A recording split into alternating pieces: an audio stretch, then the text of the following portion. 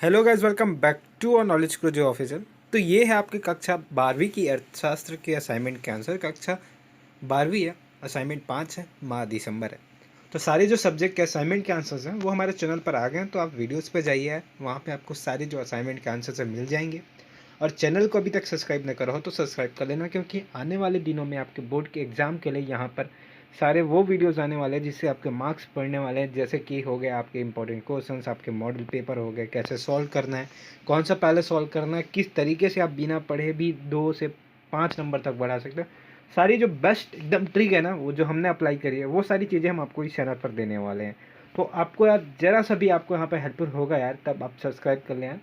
और आप लोगों के लिए व्हाट्सएप ग्रुप बना दिया गया है जिसका लिंक आपको डिस्क्रिप्शन में मिलेगा, तो वहाँ जाकर ज्वाइन कर लो, ताकि जो वीडियोस की नोटिफिकेशन है, जो पीडीएफ है, वो सारे वहाँ पे आपको मिल जाएंगे। तो चैनल सब्सक्राइब करके बेल आइकन प्रेस जरूर कर लेना। तो अब चलते हैं क्वेश्चन 1 की ओर, जहाँ पे है वस्तु विनिमय प्रणाली की कठिनाइयाँ बताइए, मुद्रा के आगमन ने इन कठिनाइयों को कैसे दूर किया। तो यहाँ पे आप देख सकते हैं निम्न प्रकार की जो कठिनाइयाँ हैं वो आई है। तो मैं आपको एकदम पढ़कर नहीं बताऊंगा, क्योंकि इससे टाइम ज़्यादा निकल जाता है, फिर आप लोग बोलते हैं जो वीडियो है वो लंबी होगी। तो यहाँ पे आप देख सकते हो एक पहला यहाँ पर पॉइंट है, तो इसे आप अच्छे से लिखिएगा। फिर इसके आगे चलकर हम आपको दिखाएंगे, यहाँ पे आपको 2 या 3 पॉइंट ऐसे दिए गए हैं, तो यहाँ पे इसके पॉइंट्स हैं, तो इसे आप अच्छे से लिखिए। जहाँ पे एक पड़ा हुआ जो सेकंड पॉइंट है, जहाँ पे विभाजन की कठिनाई बताई गई है, तो इसके बाद आपको अब थर्ड पॉइंट पे आना है, जहाँ पे मूल्य के एक समान मापक का भाव वस्तु बताया गया है। तो यहाँ पे आपको लिखना है, तो सारी जो चीज़ें हैं, चौथा पॉइंट यहाँ पर है आई वी करके लिखा हुआ, तो मूल्य के संचय का भाव। तो 4 पॉइंट ऐसे हैं। तो आगे बढ़ते हैं, जहाँ पे आपको 5वां पॉइंट मिलेगा, ये आपका 5वां पॉइंट हो। तो इस प्रकार आप पॉइंट पॉइंट लिखिएगा। पॉइंट क्या है, पॉइंट से आपके आंसर जो है वो उस पर प्रभाव डालता है, मतलब जो चेकर है उस के ऊपर अच्छा इंप्रेशन पड़ता है। तो आप पॉइंट टू पॉइंट आंसर लिखिएगा जो हमारे द्वारा दी गई है। तो ऐसे कुछ अच्छे पॉइंट्स हैं, तो आप उसे अच्छे से लिखिएगा। अब चलते हैं सेकंड क्वेश्चन में, जहाँ पे पूछा गया केंद्रीय बैंक की परिभाषा लिखिए, दीजिए केंद्रीय बैंक में क्या कार्य है। तो केंद्रीय बैंक की परिभाषा यहाँ पर आपको लिखी है कि केंद्रीय बैंक में अनेक विद्वानों ने अपने दृष्टिकोण से परिभाषित करने का प्रयास किया है। तो इसमें एक विद्वान है ACLD के अनुसार केंद्रीय बैंक वह बैंक है जहाँ मौद्रिक और बैंकिंग प्रणाली को नियंत्रित एवं स्थिर में रहने में सहायक होता है।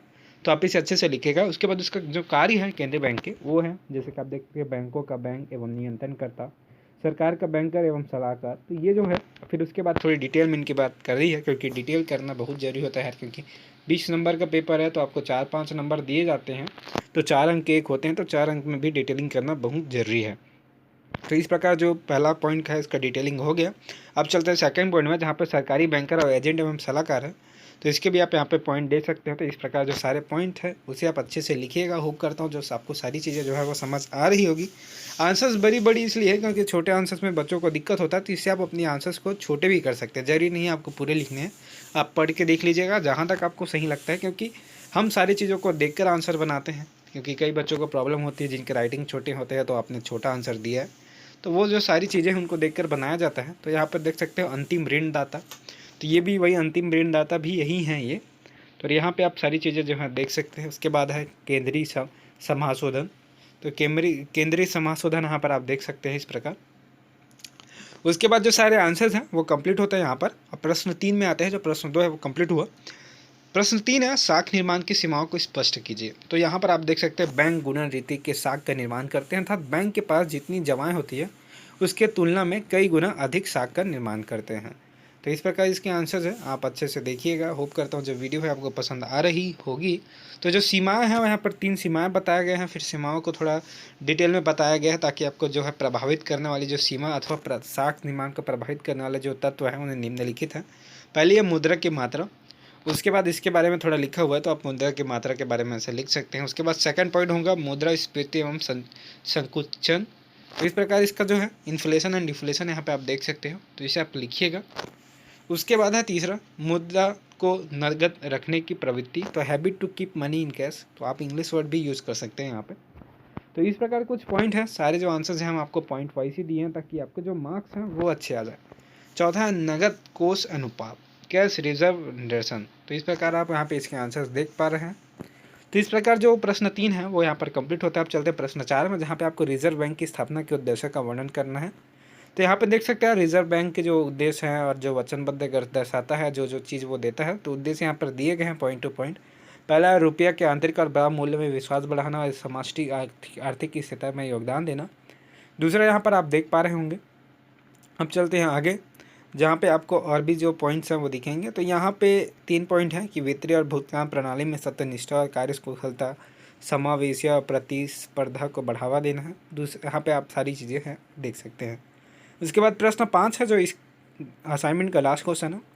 तो एक व्यापारिक बैंक साख का सृजन कैसे करता है, तो यहाँ पे समझाना है आपको। तो व्यापारिक बैंक जमा स्वीकार करने तथा ऋण देने की प्रक्रिया दौरान साख मुद्रा का सृजन करता है। जैसे साख निर्माण की प्रक्रिया इस प्रकार है, आप यहाँ पर देख सकते हैं। सारी जो प्रक्रिया है यहाँ पे आपको बताई गई है, तो आपको इस प्रकार लिख लेना है, क्योंकि जो प्रक्रिया है उसमें आपको एक बार पढ़ना होता है, तो फिर वो सारी जो चीज़ें हैं वो आपको समझ आने लग जाती है। तो पूरा करने के लिए बैंक अपने पास जमा की गई राशि को केवल 10% अर्थात 100 रुपये रखेगा और बकाया को 900 रुपये किसी बिल्डिंग को उधार देने के लिए अगला रख देता है। तो ये जो सारी चीज़ें हैं उसे आपको पढ़ के अच्छे से लिखना है, ताकि आपके अच्छे से मार्क्स आ सकें। और सारे जो आंसर्स हैं वो हमारे चैनल पर आ गए हैं, तो आप चैनल जरूर देखिएगा। और वीडियो अच्छी लगी है तो चैनल सब्सक्राइब जरूर करना, बेल आइकन प्रेस जरूर करना और व्हाट्सएप ग्रुप में जरूर जुड़ जाना, ताकि वहाँ आपको सारे फ़ायदे आपको फ्री में होने वाले हैं, कोई पैसा यहाँ से लिया नहीं जाएगा। तो इस प्रकार से सारे आंसर वो कंप्लीट होते हैं। होप करता हूँ जो वीडियो है पसंद आई होगी तो चैनल सब्सक्राइब करके बेल आइकन प्रेस करके रखना।